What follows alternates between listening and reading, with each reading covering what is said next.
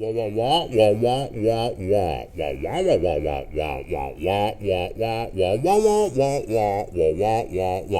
I guarantee you, by the end of any school year, especially this crazy Corona virtual classroom Zoomified school year, most of our students are hearing us the same way Charlie Brown and his pals heard their teachers. So the second rule of engagement is to get your kids to listen more by talking less yourself.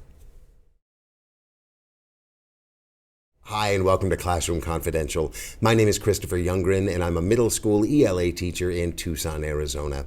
Here on this channel, I share tips and strategies I've used both in person and online, things that have kept me sane and my students engaged. I'm delighted to share my ideas and experiences with you. So welcome. As any school year progresses from beginning to end, it becomes increasingly more difficult to get students engaged and certainly to get them talking, especially in middle school, especially in Zoomified middle school. And so what we do when we're met with silence is we have a tendency to talk and talk and talk and talk and talk because we need to fill those uncomfortable silences. And we feel that if we as educators are not filling those silences with our very, very important words, then we're not doing our jobs. But the problem is it has the opposite effect on our students. Students are turned off by any educator, any teacher, any professor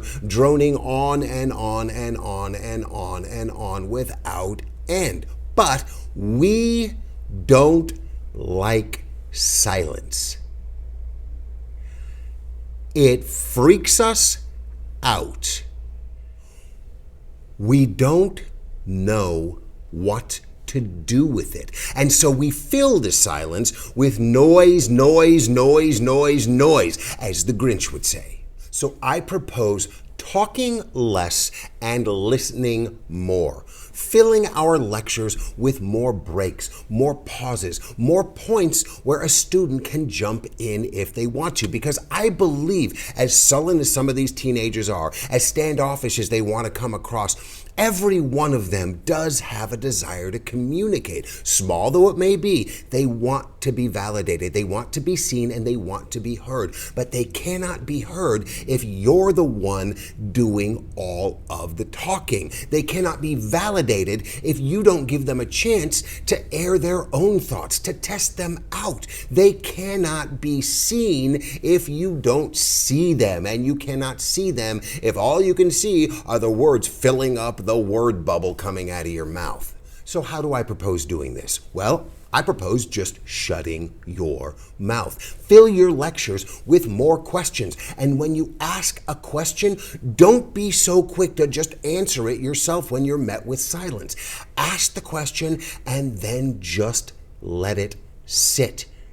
A few seconds of silence is not going to kill anybody, and it gives them some breathing room. And when they have breathing room, they start to relax. And when they start to relax, they're going to be a lot more apt to want to be engaged and maybe even answer your question. And if they aren't breaking the silence because they feel more relaxed and comfortable, they're breaking it because they're uncomfortable. You're not the only one made uncomfortable by silence. Your students, some of them, are going to feel kind of awkward and uncomfortable too if you let a silence hang too long. And so somebody, hopefully, is going to jump in and break the silence just so they don't have to listen to any more silence. Now, like so many other engagement techniques, you need to start this on day one. You need to set the expectations from the start that their voices are going to be heard as well, that they are going to be active participants in the classroom. This is not